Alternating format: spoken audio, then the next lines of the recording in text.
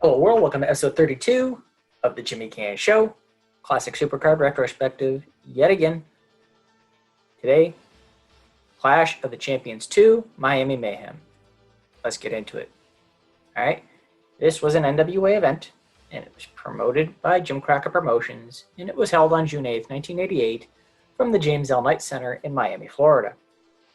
Attendance was only 2,400. It was broadcast live on Superstation TBS, 8:05 Eastern, 7:05 Central. Gotta love that Turner time. Things are looking bad for JCP. Let's face it. 2,400 probably didn't even cover the rental fee of the venue, let alone TV production costs and payments to the performers. So, it's looking bleak. The action was called by Tony Schiavone and Bob Caudle. It was a 5-match card. Runtime was about 2 hours with commercial breaks. So let's discuss the card. Opening contest was for the NWA United States Championship. A now heel and Horseman member champion, Barry Windham with James J. Dillon, defending against Brad Armstrong. Windham had turned on Luger prior to this and captured the United States Championship from Dusty a little bit after that. So Horsemen have all the gold. This was a nice opener. Both these men obviously can really work, and they let them do it. This match went for about 14 or so minutes. And Windham ends up getting the win in this one via the claw hold. Not sure how I feel on, Windham using that. I think the superplex is a lot more spectacular of a move in terms of the visual of it. Sending somebody, especially with somebody the height of Windham when he performs that, the height that the individual gets, crashing to the mat, I think is a more visual appealing, high impact type thing than the claw, but whatever. The second match was for the United States Tag Team Championship.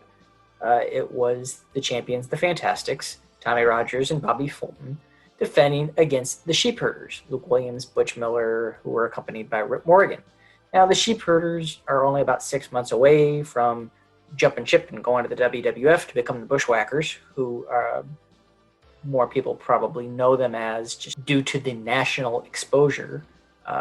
And obviously, the Bushwhackers were a much more comedic, kid-friendly gimmick than the nasty, bloodthirsty Sheepherders that they were prior to that.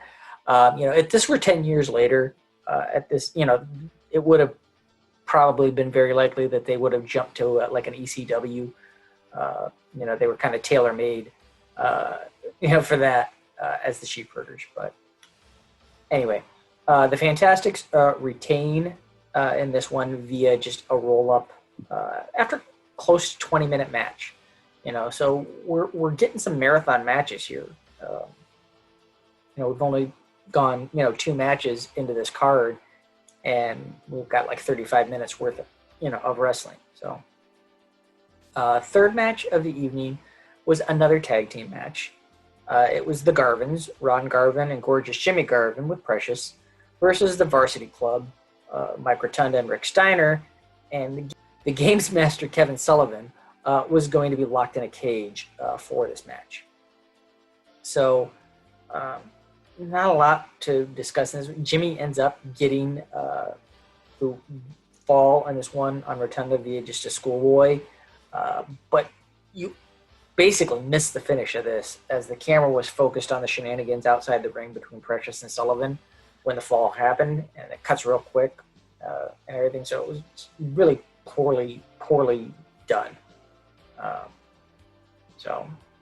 And then after the match, Precious is angry and storms off, and it's not really clear why, and it wasn't really well done. as to why she's so upset. But anyway, now we have a singles match between Al Perez with his manager, Playboy Gary Hart, versus the Russian Nightmare, Nikita Koloff. These two go at it for around 12 minutes or so, and Nikita ends up getting the win via disqualification when Larry Zbyszko jumps in and interferes and attacks Koloff. So, the main event of the evening was for the NWA World Tag Team Championships. Champions representing the Horsemen, Tully Blanchard and Enforcer AA Arn Anderson, with James J. Dillon defending against the team of Sting and the American Dream Dusty Rhodes. So 11 minutes here, and it ends in a double DQ. So the Horsemen retain, still have the gold going into the following month's Great American Bash. Like I said, double DQ finish didn't make a lot of sense to me. Honestly, Sting and Dusty should have been disqualified prior to Wyndham getting in and interfering as well for tossing poor Teddy Long around the ring like a rag doll a couple of different times. But you don't want to just DQ the baby faces. But anyway, it just didn't make a lot of sense. Similar to what I said in my last retrospective on WrestleMania 4 about the fact that Hogan should have been disqualified before Andre ever, utilized the chair. But whatevs. So that was Clash 2, Miami Mayhem, and it wasn't a very good Clash. Let's be honest. Closing the night with, 2 disqualification finishes, missing the finish, really, of that Garvin's Varsity Club match. It is very, very poorly done. Not a good show. Let's be honest. I mean, they let these guys kind of wrestle for a while. All these matches went a decent amount of time. Finishes were just bad. The slow bleed on Jim Crockett Promotions is really starting to turn into a hemorrhaging gusher. And Bash 88's Tower of Terror match isn't going to help stop it. So, on my 10-belt scale, I'll give Clash of the Champions 2 out of 10 belts. It was bad.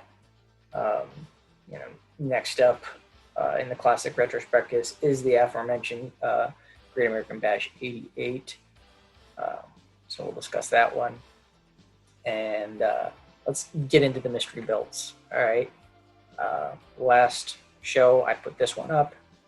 Told everybody to take a guess as to what it was. And the answer is the WCW World Six-Man Championship. These titles lasted less than a year in WCW, so if you don't remember them, it's not surprising. Not a whole lot of lineage, obviously, in less than a year's time, and pretty lackluster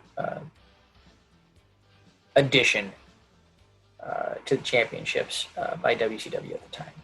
But anyway, let's do another one. Let's take a look at this title.